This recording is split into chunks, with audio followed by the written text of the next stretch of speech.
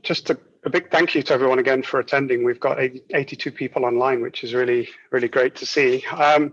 So before I give a quick introduction of myself, I wanted to sort of remind the participants, hopefully you read in the invite that there are a number of prerequisites required to complete if you want to follow along with trying to set up the energy grid, which we're going to go through for the rest of the session. If you want to set that up on your own local machine, particularly if you've got a bit of coding experience, then we'd really encourage people to do that and to follow along. So I'm going to, if you haven't had an opportunity to do so, then I've just posted the link in the chat where you should find the prerequisites. And you may have chance while I'm kind of doing my intros and getting the overview of the energy grid, explaining the concepts and things like that, you may have an opportunity in the background to sort of catch up and get those prerequisites installed. If you don't want to do that and you just want to sort of follow me, then I think you'll get a lot of value out of the workshop anyway. So it's not a prerogative that you have to do the install locally. The other thing to point out is that we're recording the session, and all of the key steps to getting it set up, I'll be posting the links within the chat. So if you haven't had a chance to do it during the session, or you want to go back and try to get it installed after the session, then you'll have an opportunity to do that.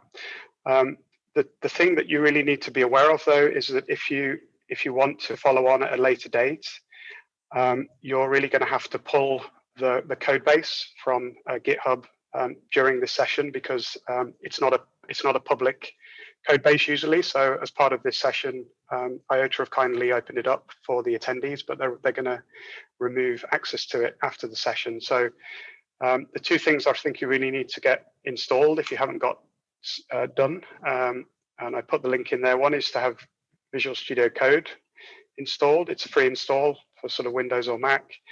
And then secondly is to install Git. We're going to use Git through the command line to pull the Iota repository. So if that's the most you can get done in terms of the prerequisites, then I'd encourage you just to do those two steps. And at least then you should be able to go back at a later stage and complete the exercise with the local install. Okay, so in terms of who I am, I'll just post my LinkedIn profile in the chat as well. So my name's Stephen. I've worked within the built environment sector for 22 years now as an innovation and technology consultant. And so, my job is quite exciting. Usually I'm the guy that gets to sort of test out and implement all of the latest cutting edge technologies. I spend a lot of time sort of learning, researching technologies and thinking about how we can use them to solve business problems. I don't consider myself to be a coder or an engineer, but sort of a super user. I very much like to get software installed and to sort of tinker and play with the technologies, because I think that's the only way to really truly understand how they work. So it's the same approach that I've been taking since working with blockchain since 2016. I've been involved with the CBC for a number of years. Abel and I have worked on some projects together. We did a project, for example, with Autodesk, where we connected the Ethereum blockchain to the back end of the Forge in Autodesk, so that when you were reviewing a model, you could tag comments to the model, and those comments and the responses would be registered on the blockchain, on the immutable Ethereum blockchain. Saying that I've done some projects with the CBC, and I've also been working with Michele with Iota. I think you give a very good introduction to Iota. It's I think it's a very interesting distributed ledger technology because of the way they're trying to build out this feeless infrastructure. I think a lot of you, if you're aware of blockchain advancements, one of the challenges that the big players like Ethereum and Bitcoin have is that the costs of transactions are pretty high. And there's also, of course, an overhead in terms of the proof of work. And some different approaches are coming out in terms of how to secure and validate these networks without using proof of work. But the Iota platform, I think, which has this vision around feeless, is very interesting for the built environment space that I'm interested in. So this idea of being able to have a sort of machine-to-machine economy where sensors and smart devices could potentially could host a node and hold their own wallet, and they can transmit both data and also transmit value fees, as you saw in the slides there. I think it opens up some really fascinating use cases, and I think it's going to be some form of blockchain type infrastructure that allows this value to be transmitted.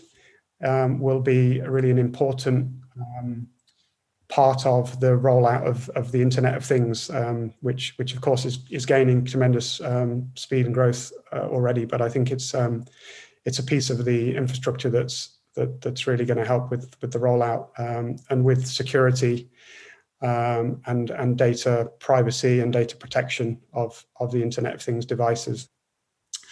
So what we're going to do really for the main session is to get hands-on with installing a project which I didn't write this project, so I'm not going to take any credit for it. In fact, what I'll do is I'll start sharing my screen at this point so we can walk through. But I'm sharing the link there to the GitHub within the chat, and let me share my. If I share this desktop, okay, and hold on. I'll just move this across. Okay.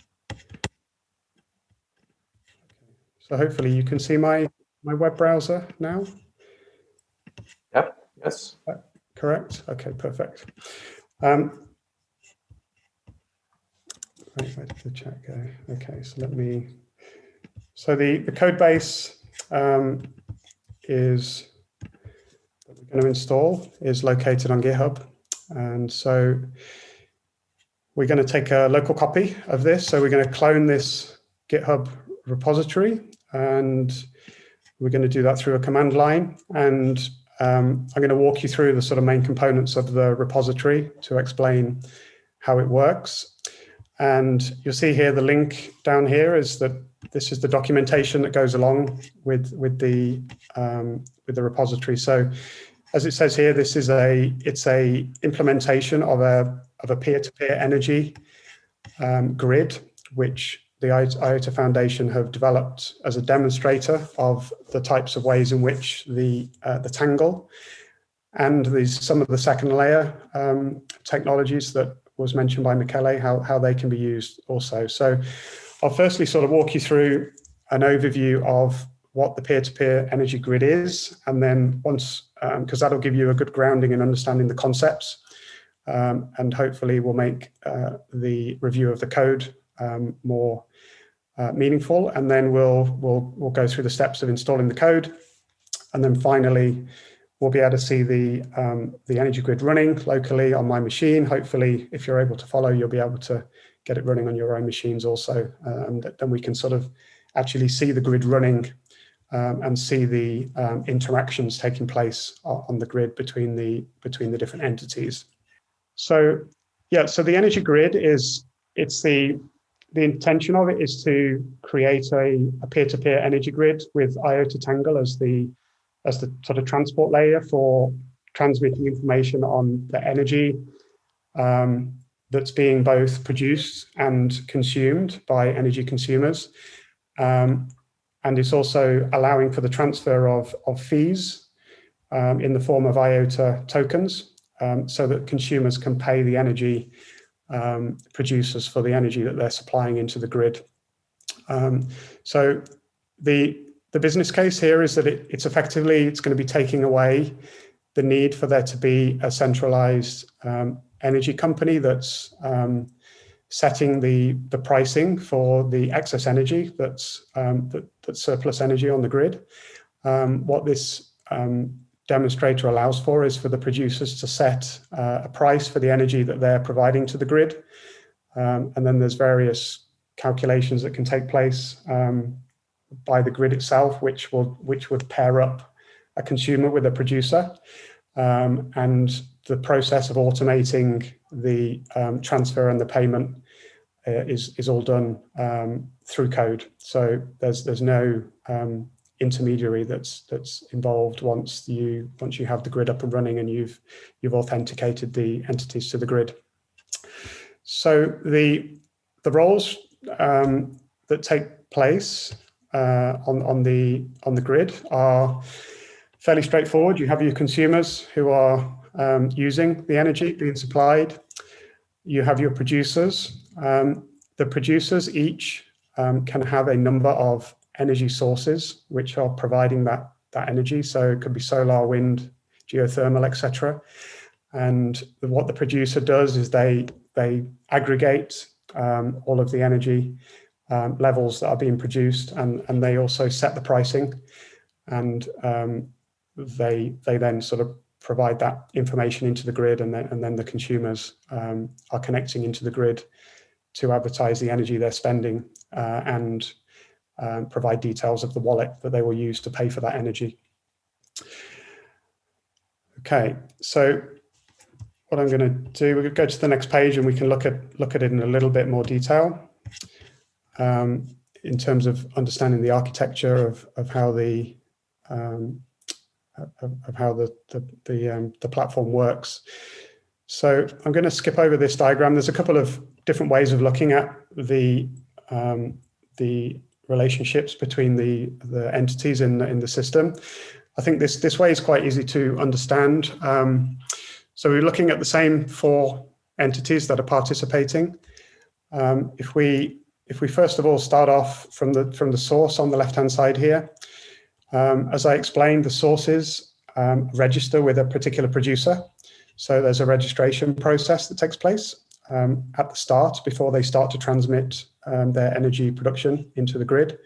And similarly, on the right-hand side, a consumer would register into the grid on this side. And then there's a registration process for the producer to register to the grid as well. So these are all sort of setup steps that happen before the transfer of data and fees take place on the network. So, and the way that the data is actually transferred is done through one of these second layer protocols. So Michele in his slide, he talked about this second layer protocol called streams, and effectively it sets up a channel between participants, which you can invite people to be able to connect into that channel, and they would see the data that's flowing.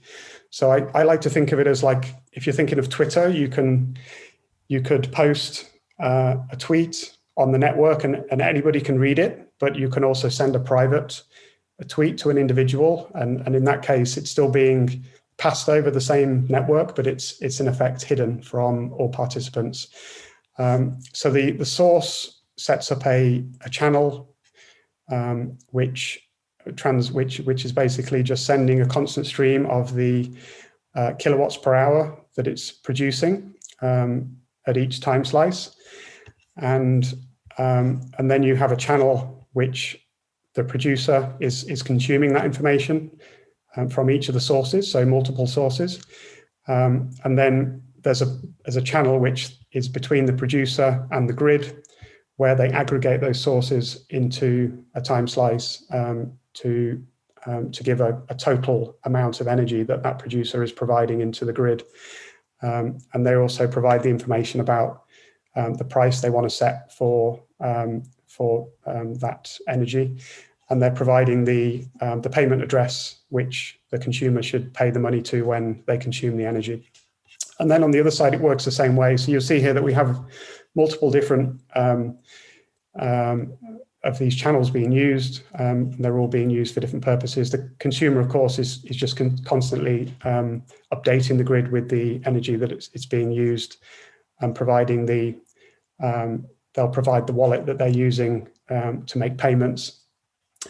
And then finally, the grid, it's consuming all of the consumer channel data and it consumes the MAM channel that's coming from the producer, and the calculations are done to pair up the production with the consumption. The grid takes a fee for undertaking its role from the consumer, and then the excess is paid to the producer. So there's effectively two transfers of fees that take place. So that's really an overview, and at the bottom here it's showing that that's all being done as a second layer protocol on top of the Tangle. I think, as Michele explained, the nature of these channels are such that it's effectively hidden from anyone who's listening in. It uses what's known as a whisper protocol. Anyone who's listening into the Tangle wouldn't be able to see any of this data being transmitted. It can also be encrypted. So if somebody did get access to the keys to be able to view the channel, they could be encrypted unless they have the private key to encrypt the data as well.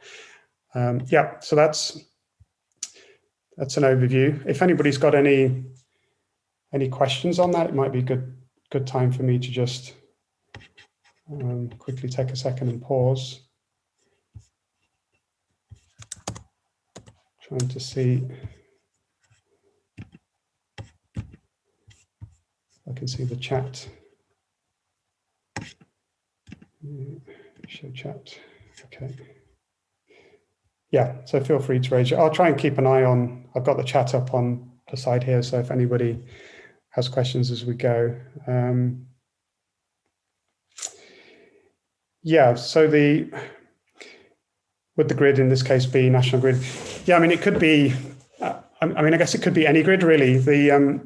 Potentially this type of network could be used for like a localized grid. So it could potentially be some sort of energy grid, energy provider that's taking place maybe in a sort of third world country or a less developed country.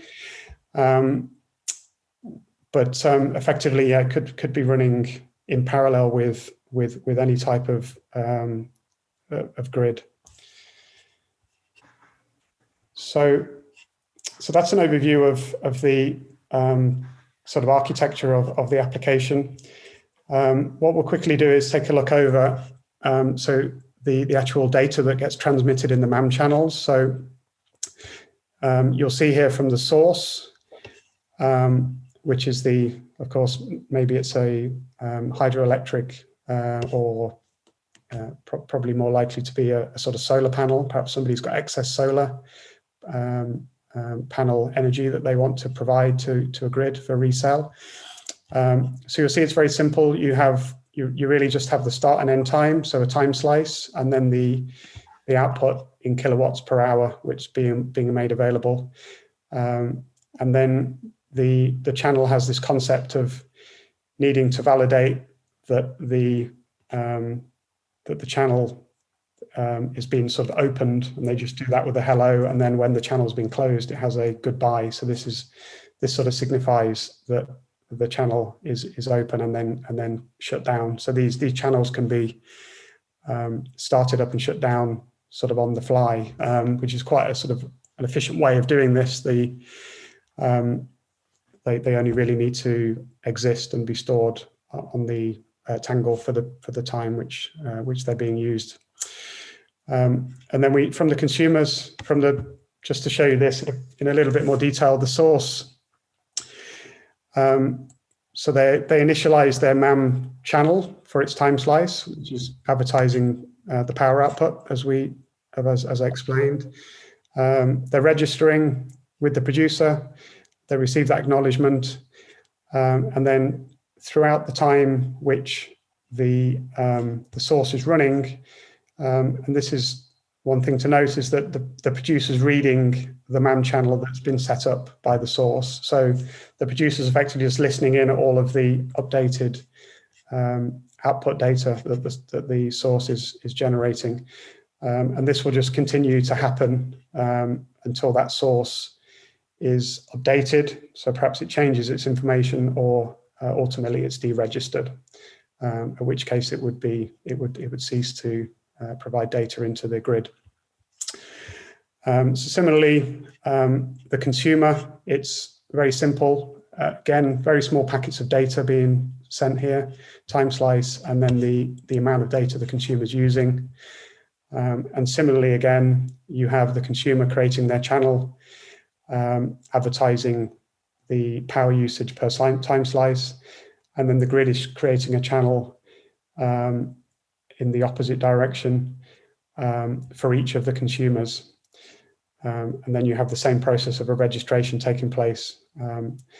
As the grid, as it's running, the consumer's reading to find out how much it owes the channel to facilitate the payments. And then the grid is reading from the consumer's MAM channel to calculate how much it owes. So there's this two-way process taking place, both how much is owed and then the consumer's reading how much it owes to facilitate the payments. Okay, the producer is similarly time sliced, total amount of aggregated output of all of the sources that the producer has had registered against it. And then here you see it's setting a producer price in Iota tokens per kilowatt hour, and then it provides its payment address. So this is all that's needed for the application to be able to facilitate the payment by the grid. And what it says here is that the price isn't guaranteed to be met, and the grid may calculate its own price by monitoring and recording the prices from all producers. So there is some intelligence that sits within the grid to actually facilitate the transfer of and matching between the producers and the consumers. Okay, so I think we've sort of seen the same principle exists with the MAM channel for the producers. And I think that's everything that is really worth looking at. So there's just more examples on this page. When you have a chance to sort of look through, it gives you some of the more details about the information and data being transmitted across. So does that, hopefully that's given everyone an understanding of what the participants involved in the grid and sort of how the transfer of both data, which is really kilowatts per hour, and the transfer of the tokens takes place. So what I'll do now is we're gonna jump into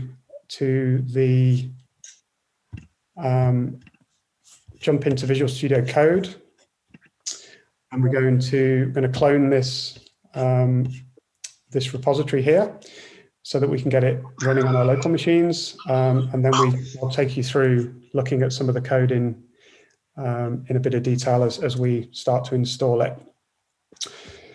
So let me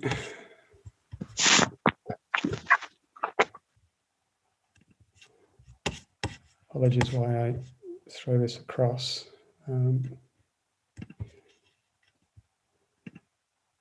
Confused as to which screen you can see. I think you can see Visual Studio Code now on being shared. Is that correct? Yeah, that's good. Perfect. Okay, so I've just got some instructions here as well, which I'll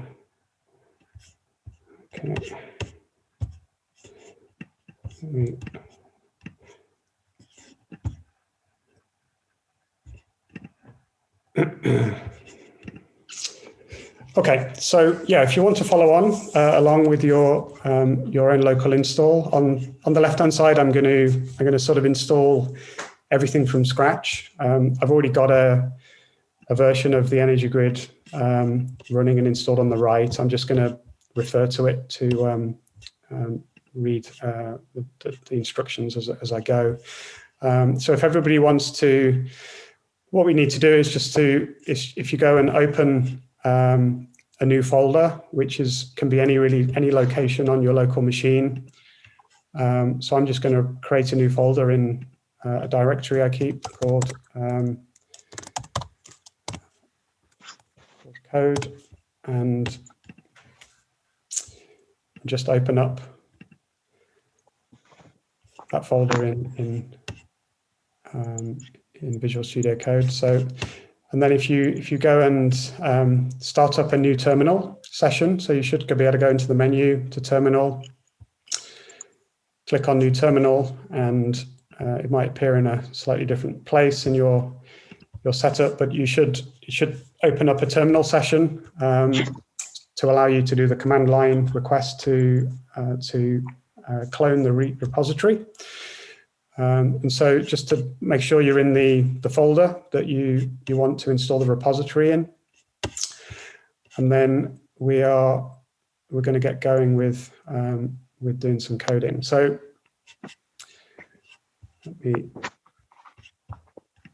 okay. So this is I'll post.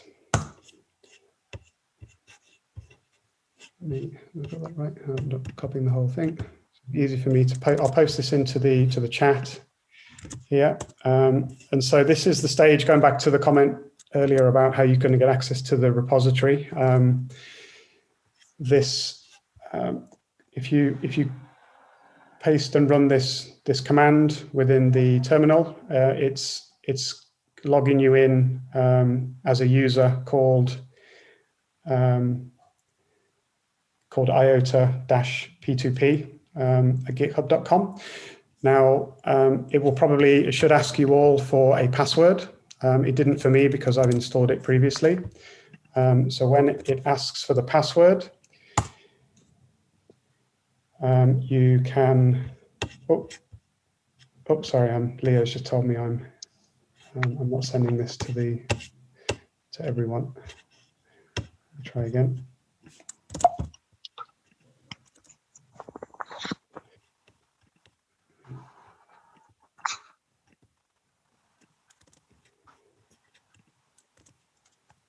Okay, so everybody should see that. So again, if you paste that into your terminal, providing you have Git installed, it should start to run that request and ask for the password. And this is the password you need to type in. So if you go ahead and do that, what should happen then is that you should see a full copy of the repository that we saw when we were looking at it on the browser. I won't jump back. So I'll sort of briefly explain this repository a little bit. So the way that the repo is organized is that you have a folder called common. Let me just, before I say here, if you try to log in, it will send.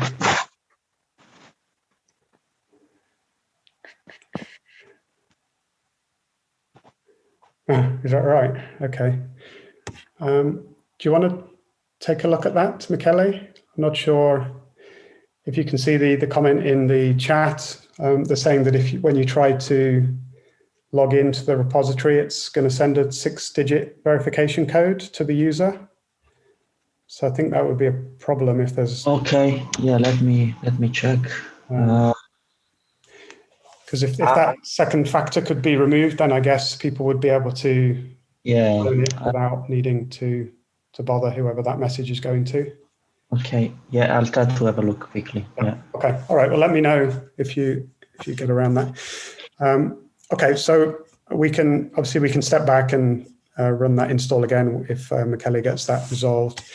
So in terms of the structure of the repo, we've got a common folder where if I filter down into the search, you'll see here that there's a lot of, basically this is where all the code for all of the sort of main sort of programming code for the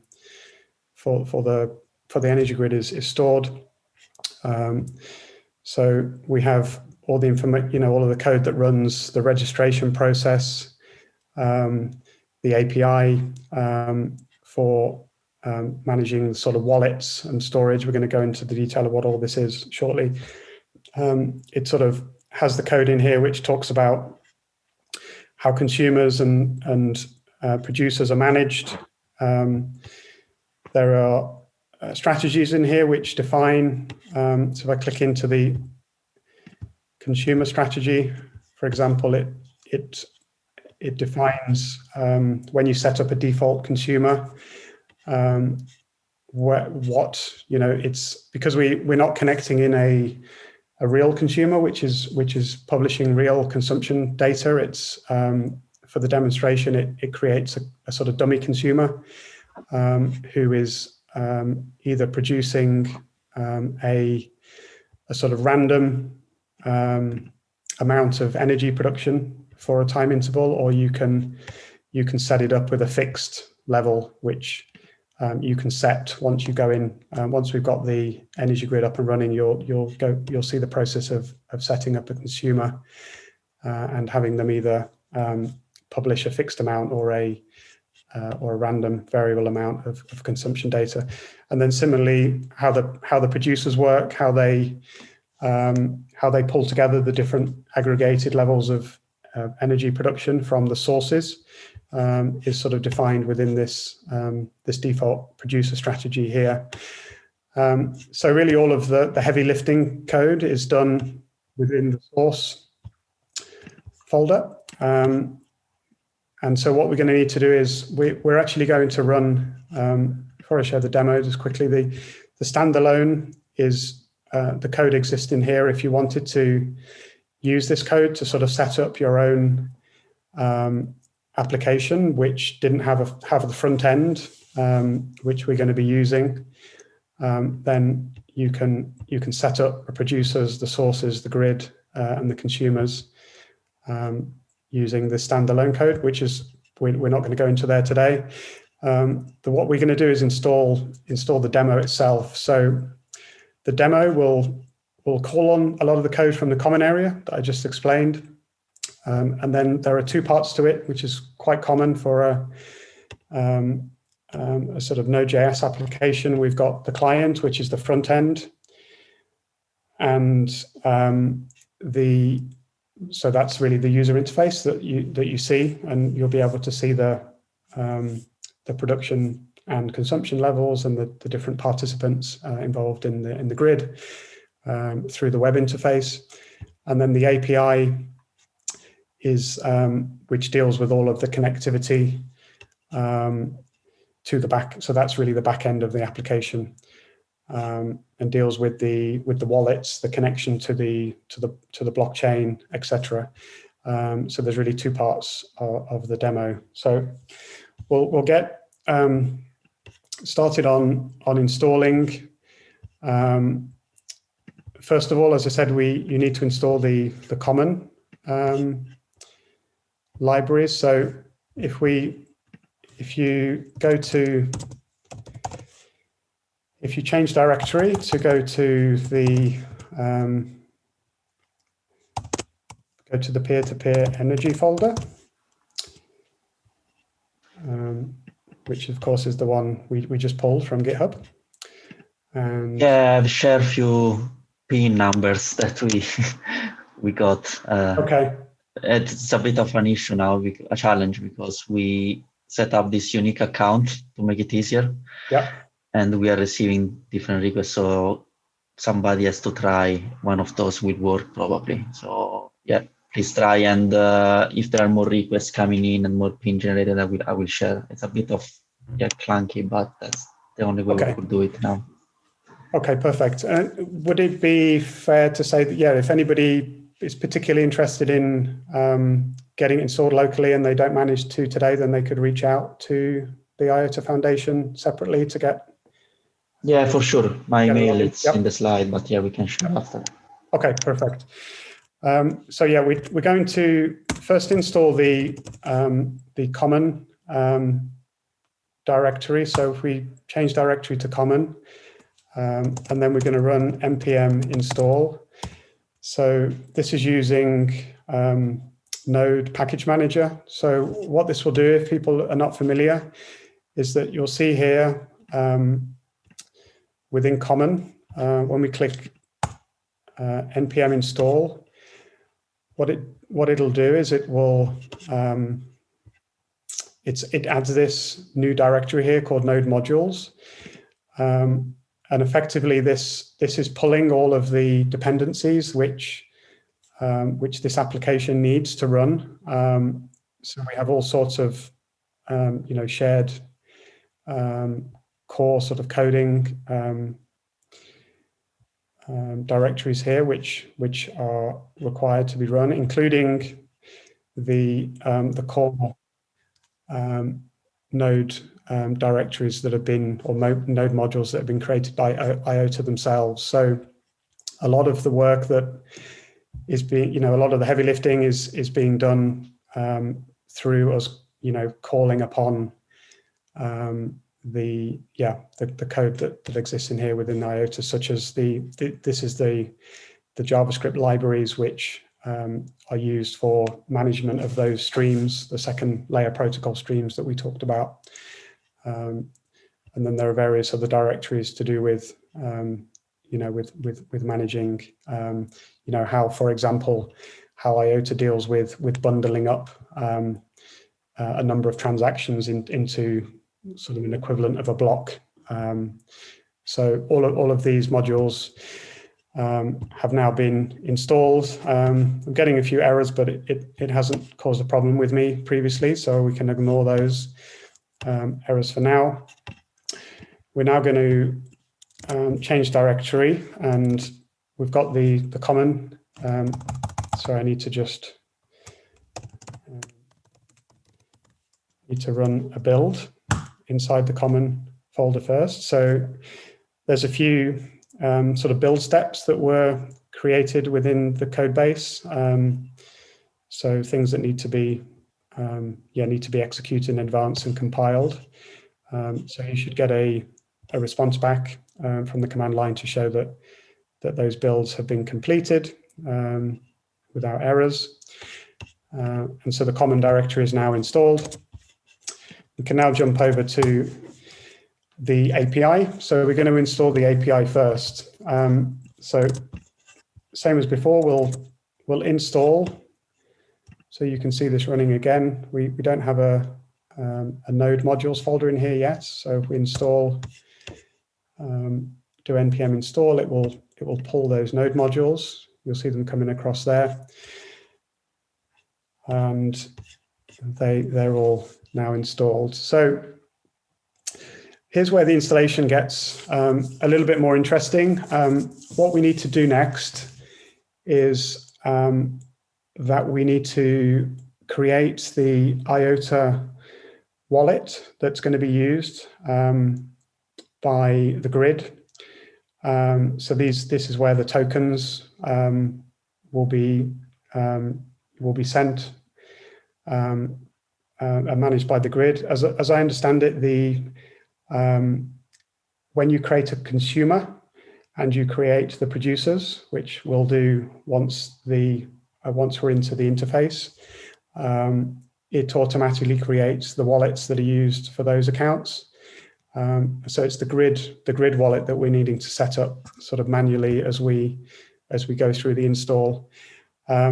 I think it's an interesting exercise because it gives you an opportunity to understand Iota a little bit more as to how it works. There's a link here, which I'll post in the chat. Now, Iota are only sharing the steps for creating. What you need to do is create a wallet seed. So this is really just it's an 81 letter, I think it's hexadecimal, probably, seed, which is your sort of unique key for your seed, and then you can then use that seed. So that's just really a randomly generated number, and then with that seed you can use it to then create a unique wallet seed, and it's the wallet address rather, and it's the wallet address which you can then send tokens to and from. So I think that one, to be precise, is still in tries, I guess. It's a bit more than hexadecimal. Yeah. So, it's tries. Okay. Yeah, tries. So I mean that from the previous implementation. Okay, perfect. Carry forward, but yeah. No, just out of curiosity, I would say more than. No, that's good. So here's the command which you can run on Mac is as such. So I'll copy that into the chat also if people are following along on Mac. What I've also done is I created a bunch of just random seeds before. So if you're on Windows and you don't have the opportunity to create one, see.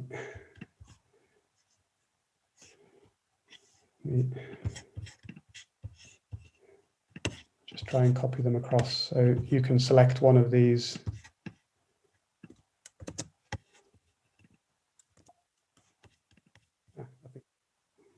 It's perhaps not letting me copy so much data. Yeah, so I'll copy a few of these in. I don't think it should be a problem if people use the same ones. So you'll see that you can see where they start and end at 81 digits. So I'll just copy a few more in. So you should be able to, if you just make notes, if you just sort of copy and paste one of these seeds, just pick the one that you want to use because we're going to use it very shortly. So once you've got that, the wallet seed, then we use that seed to generate the wallet address. So if you go into the code under API and it's under source, located in demo API.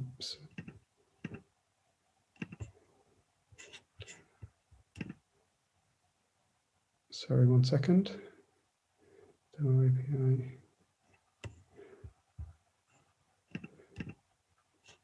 Okay, sorry, it's just, yeah, it's sat here under API, and then you see there'll be a file here called generate address. So all we need to do is to copy the seed that you're using and to paste it into this bit of code here. So what this small application is doing is it's firstly, it's an important point to mention is that we're running this application on the development network for the Tangle. So of course the Tangle is running in production and it facilitates the transfer of data and value for real Iota tokens, and they hold value in the real world. They sort of hold a value against dollars or pounds. We'll be running it on the development network, and what we'll be able to do in the next step is to request some free tokens from a faucet. And so firstly, this is connecting us to the development Tangle, and with the random seed that we've got here. Oh, sorry, that's someone's pointing out. Yeah, thank you. Oh, that's good. I'd accidentally not copied. So yeah, just copy the full 81 digits like I've just shown here. And then that's the only change that's needed. You can save the changes to it, sort of Command or Control S, or you can click this button up here. And then all we need to do is to run this particular JavaScript file. So I believe we just run, we just run this command here. It's running the node command, which is just node and then the name of the file. We're already in the correct directory, so it's sat under API. So it should find this file and then execute the JavaScript. So I'll run that, and then here it gives us our wallet address. So this is the address that we're now going to receive some free tokens into. So I'll copy and paste the link to the faucet where you can obtain the tokens. So And I'll just let me just bring my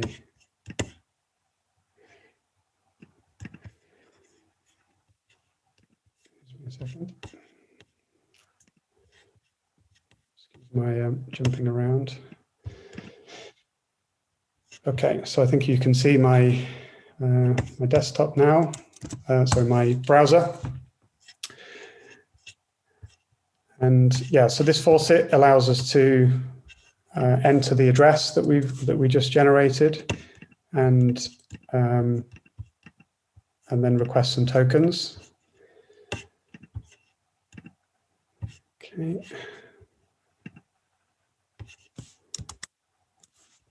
So I'm just going to copy the address and I'll paste it in and request tokens. So this takes a few seconds to process on the Tangle. If we go and check, click on the button that says check balance here, you'll see that it's registered the request on the network.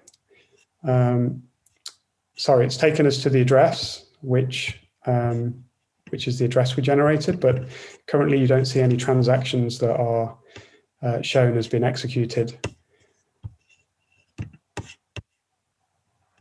And if we give it a second, we'll see the transaction executed.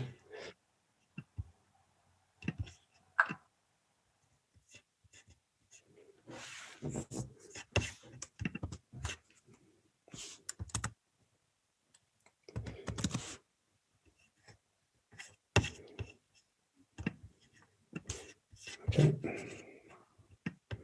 Excuse me, I'm just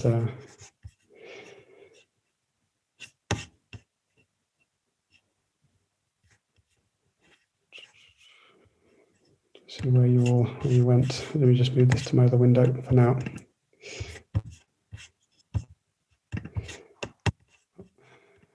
Apologies.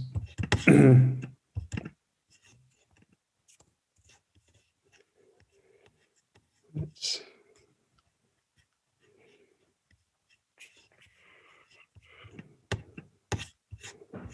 okay.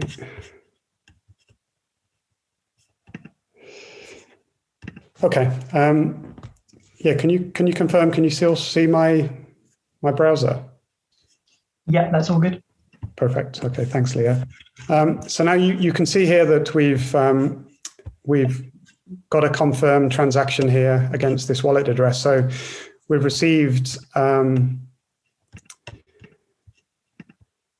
yeah. So 1,000 of the I can't recall what the Iota guys call the different denominations of the token, but we effectively got one Iota token, which breaks down into 1,000. So in the application, we'll be trying. Yeah, it's Iota. Iota. Yeah. So we're dealing with Iota denominations in the application. So we know now that we've got some tokens there which we can use once the network is up and running.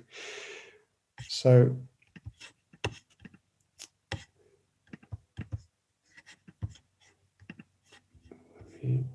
I've lost my what's this one? Okay, cool. Okay, so hopefully some of you have been able to get to this stage on your own as well. So we've got the tokens. What we now need to do is to create a configuration file which makes use of the wallet address we've created. And so when we start the network up, it's kind of using using our own wallet. What this is also, let me just go into it and then I'll start to explain it in a bit more detail. So if you navigate we're in the API still, but if you go into the source folder and data, you'll see here there's a configuration file here. So we're going to have to add the nodes. We saw this once before. This is going to be the Iota develop dev network nodes, so that this is what the transactions are going to take place over, through those nodes onto the Tangle for the development network. And then we also need to input the details. This was part of the prerequisites. We had to create a DynamoDB and an S3 database and bucket, so that because some of what Iota is doing here is that they're registering some of the data of the transactions that are taking place. It's being pushed to a regular centralized database as a backup, so that you can take a look at the data, in sort of Amazon Web Services, as well as being able to query it on the Tangle. So what I'll do is I'm going to copy and paste this template here, and we're going to rename it, and we have to call it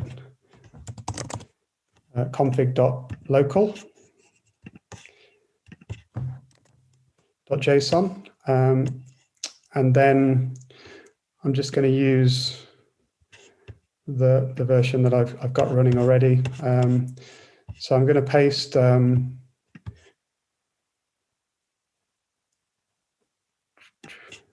sorry, I'm looking at the wrong. Give me 1 second, because there's two config files that we're needing to modify. Yeah.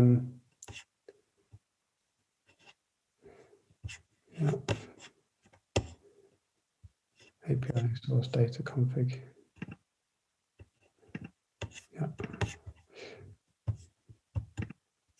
Okay. So this is the one we need to use. So I'm going to copy the details for the node that we're using in here, and let me just copy that into the chat.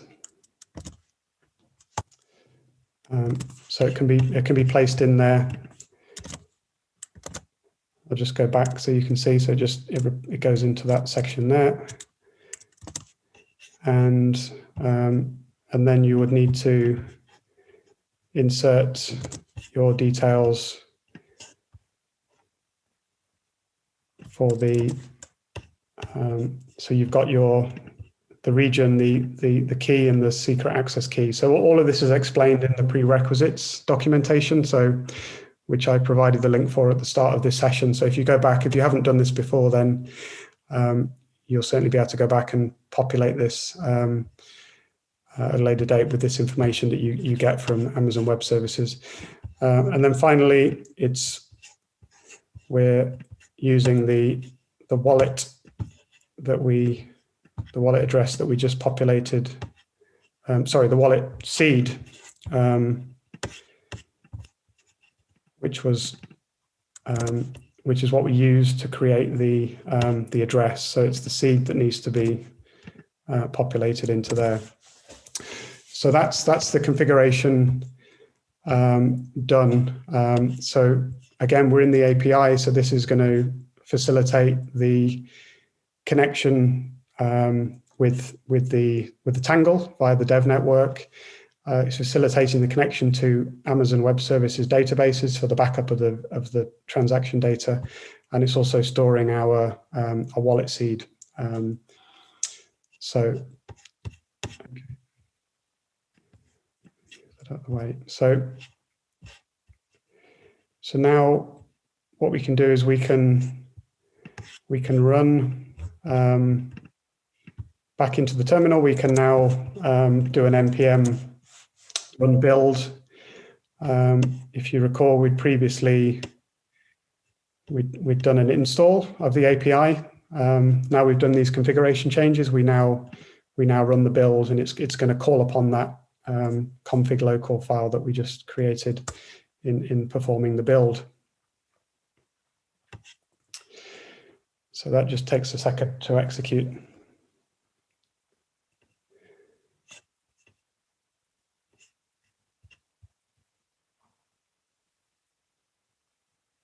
Okay. Okay, so with that built, we can now actually start to look at some of the results of what we've been doing. So we can, if you now go to, so I'll just cut that. If we now go to the web browser and go to the, basically the API is,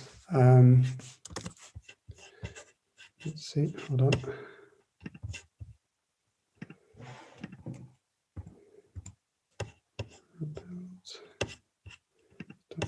Sorry, I have to start it.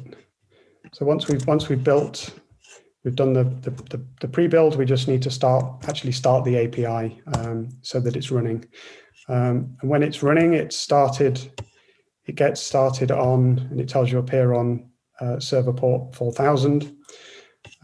So if you were to go to localhost 4000, it's coming up now. You can see that the API is returning a confirmation that it's up and running and the version it's running at. What you now need to do is to initiate the API. So I'm just going to click that. It takes a few seconds to run. What this is doing is it's running the code to check the connections with the DynamoDB and the S3 database. And it's going to create the tables that are needed so that once the grid is up and running, it knows where to populate the data, which tables to populate them into. And it does other checks to sort of check your, to check the DevNet details that you put into the configuration. So in a second, this should return a response to say that it's been initiated. So you should see with the response that you get, if it's the first time you've run it, you'll just get a confirmation to say initiated successfully. You'll see here that it's telling me that I already have the bucket and the tables already created because I've run them before. But providing you don't get any errors here, I think you're okay to proceed. So now we've got the API running. We've installed all the common libraries, and so this API is now going to continue to run. So what we need to do is to open up a second terminal window. So you could either go through the menu at the top, new terminal, or you can just click on this plus button. And we're now just going to do the final step, which is to configure and install the client, the front end. So we're going to first change directory and into, sorry for list.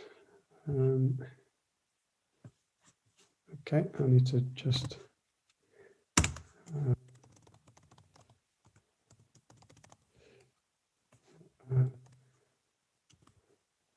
default. Just back into the, I've been thrown out.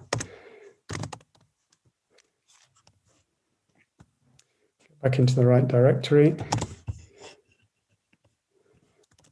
Okay, and then CD. So we're going to go into the client of the demo, and we're going to run an npm install again on the client, and this will be installing the node modules required by the client.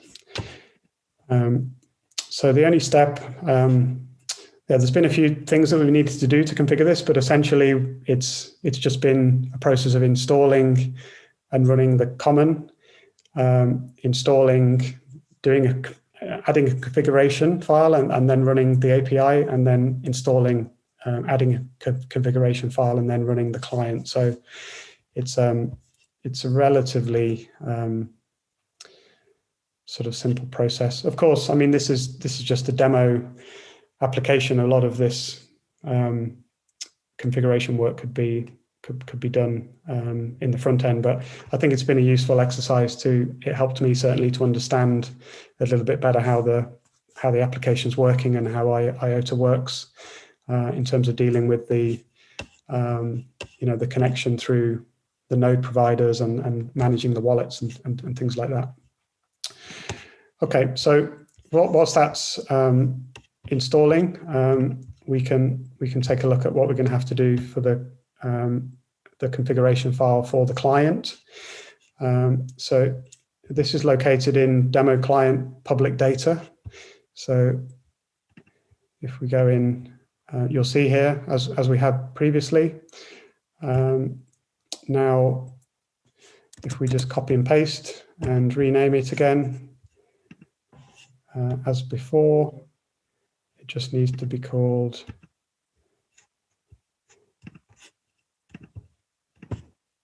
local. Local, yeah, config.local. And this one's actually, if I go into the one which is in my client here,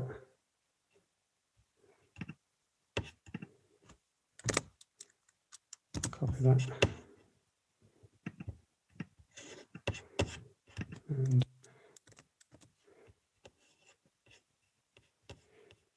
so with this one, it's a little bit easier to configure. It's really just it's showing the API that the client's connecting to. It's got the same nodes as the providers, and then we have some details here on the addresses that are used, which we'll come to this in a second. So I'm going to copy this so you can take what I'm going to put into the chat.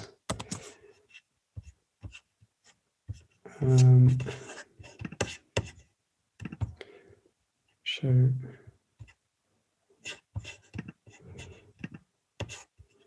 Where's the chat gone? Excuse me a second.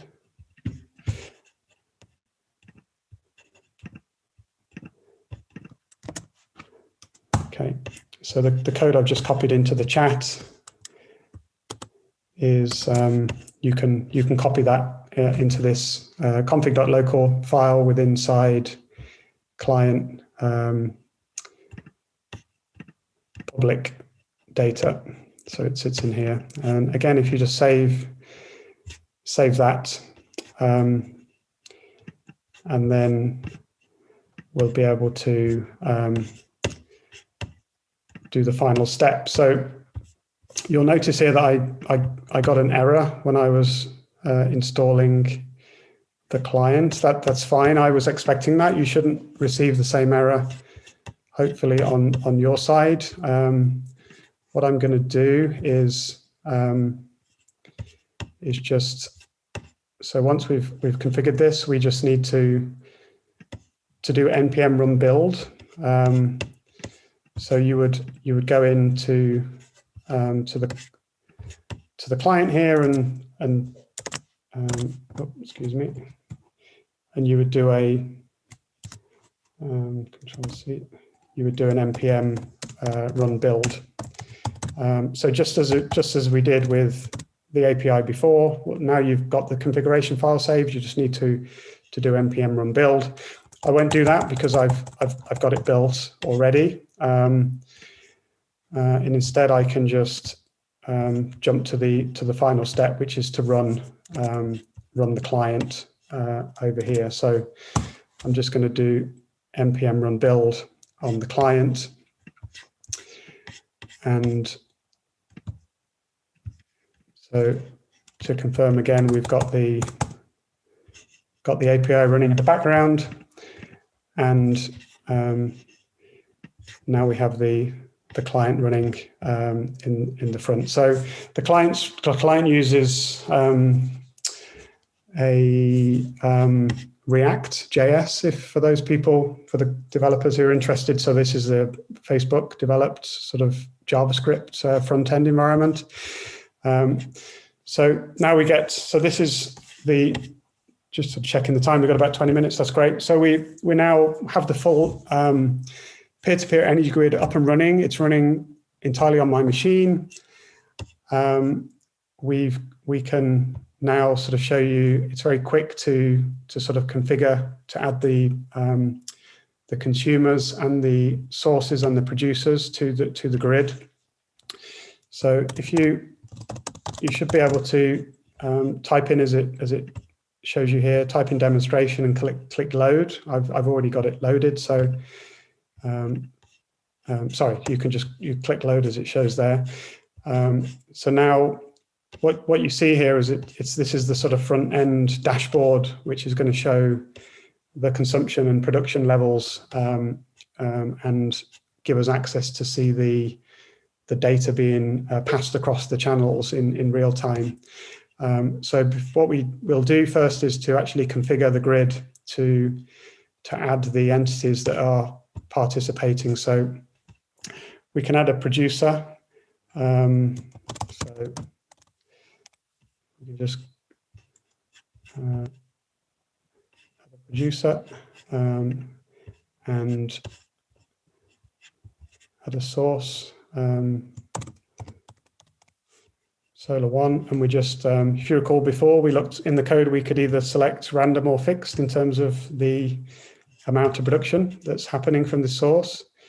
We just click, I'll just click random, and I'll just add one more source. So let's put in a wind powered source and make it random again. And so we've got, and then if we just save that, click OK and save.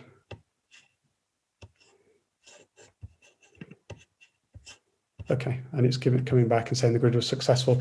So what's happened here is that we've gone through that registration step that we showed in the documentation at the start. So via the API, it's registered the details, and it will have created the wallets to allow the producer to receive tokens. So we've got one producer. If we add a consumer, we'll add a couple of consumers, and we'll have them consuming energy randomly with the random amounts, and we'll click and add another consumer.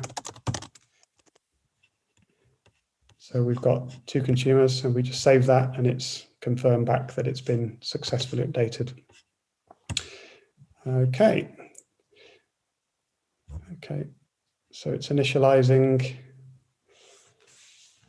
the data now against the grid. Whilst that's happening, we can just, what it does, it provides some useful information down here to tell you what the default parameters are for the consumption levels and the production levels. So it's sort of saying here that it only it sort of aggregates the data every 30 seconds. So you'll see the data start to flow after about 30 seconds after the grid's been set up. And then it gives you details about how the payments, what intervals the payments are made, etc. down there. So now we just have to sit and wait for it to start running. Hopefully we'll start to see some data coming through the grid. Now, in terms of how this works, so you can see a sort of aggregated log here of all of the messages that are happening. It tells you where the message is coming from. So you'll see here that the grid is, excuse me, it's rolling down quite quickly, but you've got messages coming in from the grid that it's receiving data, storing data, and I'm starting to see now flashing by usage information, which will be from the consumer and the level of usage. So all of these different messages here are the messages that we saw when we went through the instructions at the start, coming across all these different MAN channels. And now you see the data coming in from the sources, so the amount of energy that's being generated by the sources over the time intervals, and similarly the energy levels being consumed randomly by the consumers. They've got different consumption profiles here. You can also go and look at the specific MAM channels. So if I click on this here, unfortunately, the Iota guys have changed the addresses for these, so we just have to change that. Let's get rid of that. Into streams. Let me check something.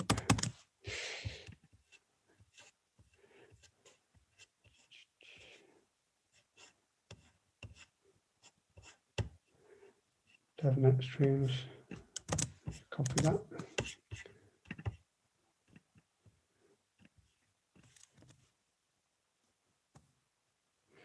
Okay. Yeah. So the start of the stream address has changed. So it'll always start. So what you effectively have here is you have this particular MAM channel. This code here is the root. So if you remember, we talked about when we set up a root for that wallet. The channel has a root, so this is the start of when the channel was established. So if we listen in through this explorer to at this MAM channel at this root, we then start to see all of the messages that are coming across that channel. So we first see that hello, which was the sort of initiation message, and then from that point onwards, we'll see the individual usage messages coming across at each step. And that will continue to just stream data for as long as the channel has been left open until it's deactivated. So I'm going to post the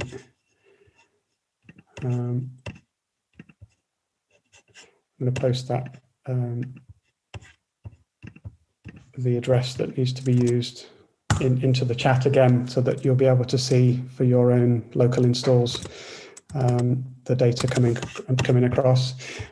So this was a MAM usage channel, and then just to take a quick look, you also have if we change the start for this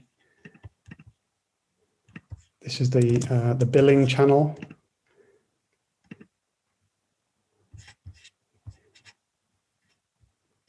So you get the messages here of there's a payment request, how much has been used, what's owed, and what the payment address is. So you can see that data flowing across as well. And then just reset this. Okay, yeah, you're starting to see data coming now. So inside the actual grid itself, we're starting to see data being summarized as to the accumulated running costs, the amount of Iota tokens that have been received, which is 0 at the moment, so it hasn't caught up with payments yet, but the consumer, how much they paid out and what's outstanding, and the producers, how much they've received also. So we've got requested payments of 50 Iota or MyOTA, and so I think we're just at the stage where the network is sort of catching up on those payments being passed across to the grid and then to the producers as well. So I think that's really everything that I had to cover. Just to kind of quickly summarize, then we've the instructions for the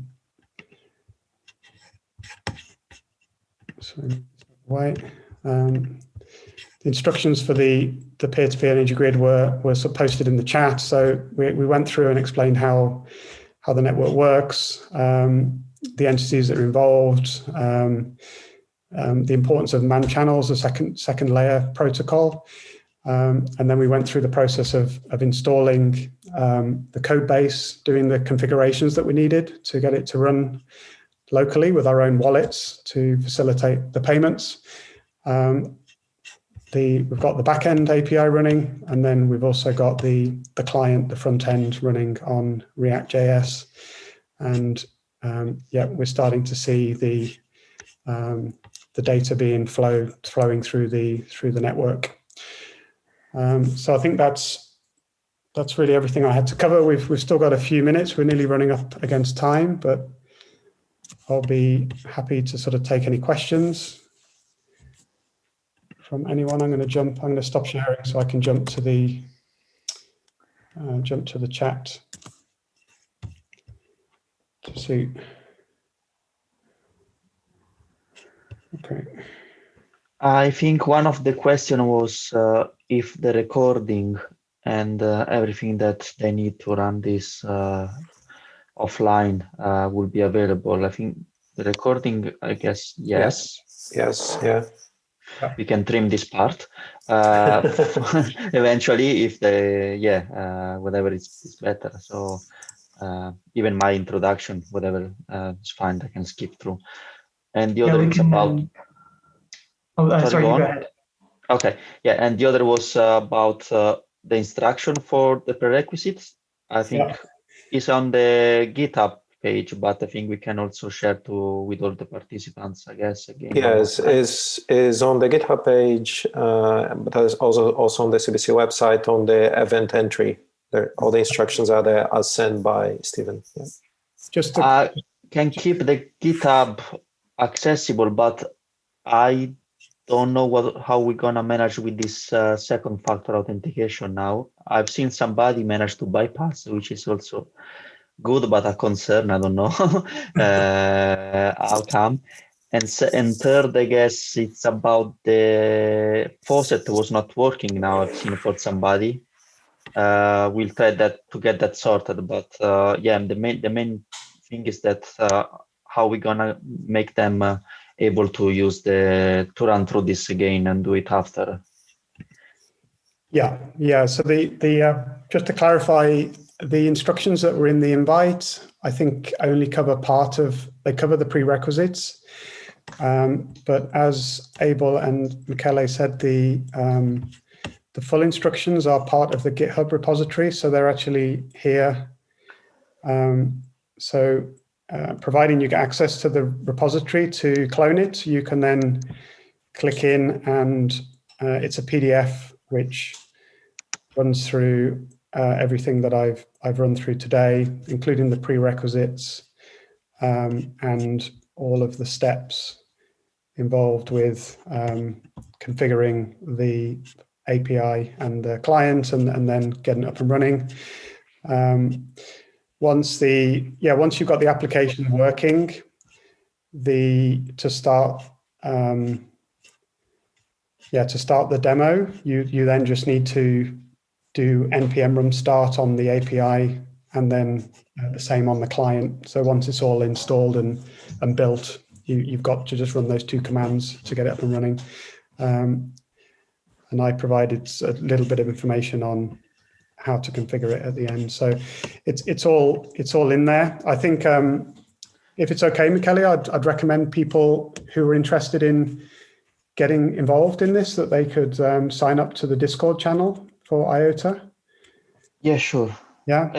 As I said, we can also keep access open for the GitHub, but I only worry that they will be asked for the PIN, and I don't know.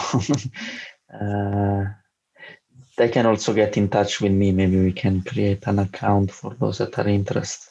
Okay, what I can suggest then, Michael and Stephen, is if people enjoyed today, and if there are like some, we need to go with certain caution in terms of distributing pins and so on. We can schedule another workshop in a few months and keep it recurring, because people will get familiarized with what we've done today. They will do their homework and they will learn more about it, and then eventually we can rerun the exercise and until we get the content. I also agree with the suggestion that access to the Discord channel could help quite a lot. And if you like, I can set up Discord channel for CBC Iota to keep things separate if you think this is more secure. But it's up to you. Okay. Yeah. Yeah, I'd be keen to sort of come back and run through the progress we're making, because this is just the start. I mean, we've just got the. I'm really just standing up the code that Iota have developed, but our plans are to is to now take this code and adapt it so that we can connect in real energy sources into the grid. And one of the projects I'm working on is the concept of a sort of landlord of a shared residency is sort of monitoring the energy use for the particular flats within his complex. So it could be university accommodation, for example, and trying to incentivize and encourage people to be more energy conscious and to conserve energy. And if they're managing to reduce their energy consumption, they can be rewarded by receiving tokens automatically. So it'll be a sort of repurposing of this code to for a particular use case. So if people are sort of interested in that idea, then I'd be interested to come back and talk through what we've done to produce that. And if there's anyone out there who's a good developer that would be interested in participating, they could definitely contact me. I'd be happy to sort of get some people involved if they're interested in doing that. So I'll just send you a very short poll now for people to respond if they want like a dedicated channel for IoT and blockchain. So guys, if everybody online, if you want to respond to that, then I can set this up, and then it can be like a channel for discussion for this particular type of discussion, because I think the whole Iota initiative is just amazing what you can do with that. So Stephen, so maybe we could have something like that, and then we see when would be a good time to have a follow-up. Yeah. Awesome. Okay, so it seems like 97% said yes. So I'll do. So I will. Saying no. Nobody who said no. Because it wasn't me either. So then I can set this up and then put it on the website. I think having that channel of discussion can kind of oil the wheels, if you like, Stephen. Yeah. Okay, so I'll close this now. I think everybody answered. Okay, so I'll leave a little bit longer, open for a little bit longer. Okay. Well,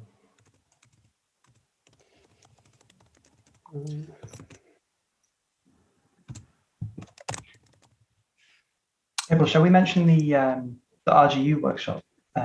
Yes, yeah. So I was just going to say thank you very much all who actually purchased a ticket during this workshop today for the next research workshop.